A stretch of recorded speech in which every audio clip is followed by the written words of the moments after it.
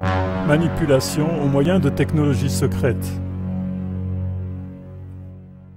Wolfgang von Goethe, 1749-1832, l'un des plus grands représentants de la poésie de langue allemande, avait comme principe: la recherche s'efforce et lutte.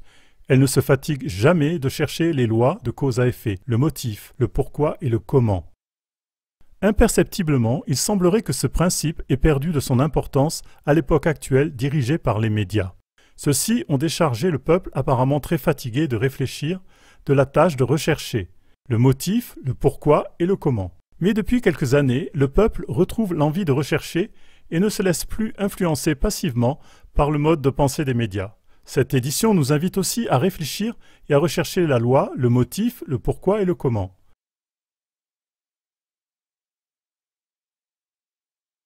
Quel est le lien entre des technologies secrètes et par exemple le climat? Nous aimerions vous inviter à faire vous aussi des recherches sur les 3 sujets suivants. Premièrement, que se passe-t-il avec la météo?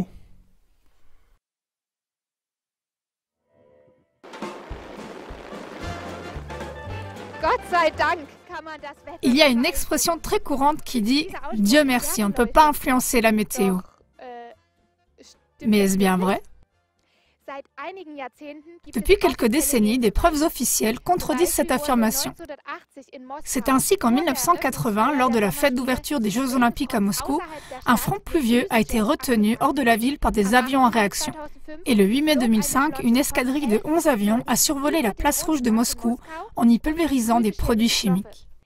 Les nuages ont ainsi disparu et ont été remplacés par un beau ciel bleu, précisément 15 minutes avant le début du défilé. En juillet 2010, au Canada, des compagnies d'assurance ont engagé l'entreprise Weather Modification Incorporated pour diminuer une tempête de grêle avant qu'elle atteigne la ville de Calgary. Si de telles manipulations de la météo sont officiellement pratiquées, que peut-il bien se passer dans le secret? Deuxièmement, HAARP, le faiseur secret de météo. Depuis de nombreuses années, les catastrophes climatiques se succèdent. Des inondations dans certaines régions du monde et dans d'autres régions, des périodes de sécheresse désastreuses. Pour des météorologues du monde entier, les installations HAARP seraient responsables. Ce sont des installations du projet de recherche Aurora sur le rayonnement à haute fréquence. Officiellement, les installations en Alaska servent à la recherche sur l'atmosphère terrestre. Une multitude d'antennes produisent un fort rayonnement dans l'atmosphère terrestre. Dans le brevet américain 4.686.605, on peut lire: la manipulation de la météo est possible, par exemple par le changement de répartition des vents dans l'atmosphère supérieure, et méthode et appareil pour modifier une région de l'atmosphère terrestre. Fin de citation. Ainsi, par exemple, des zones de haute et de basse pression peuvent localement être emprisonnées sur une longue durée, ce qui permet de déclencher à volonté une sécheresse catastrophique ou des inondations terribles dans un pays. Ces installations HAARP sont réparties sur toute la planète. Troisièmement, manipulation de la conscience par les ondes ELF. On ne remet plus en question le fait que par irradiation, il est possible d'influencer ou même de diriger les gens. Selon les informations des services de renseignement pour la défense américaine, DIA, il est possible de faire apparaître des bruits et chaînes d'ordre dans le cerveau des êtres humains par les ondes ELF de basse fréquence. De même, il est possible de déclencher à distance par les ondes ELF des attaques cérébrales, des défaillances cardiaques et d'autres maladies.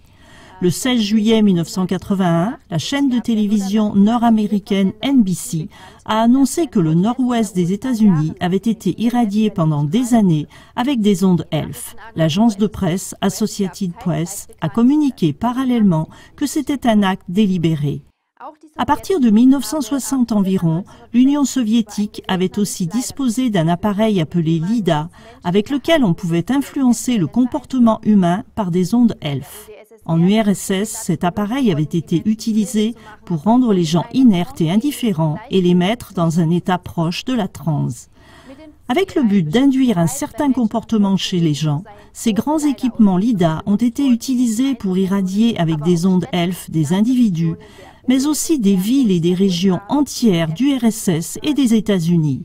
Qu'est-ce que nous pouvons opposer à une manipulation pareille? Il nous faut être vigilants. Ou bien, pour le dire avec les mots de Goethe évoqués dans l'introduction, en faisant des recherches, efforcez-vous et luttez. Ne vous fatiguez jamais de chercher les lois de cause à effet, le motif, le pourquoi et le comment.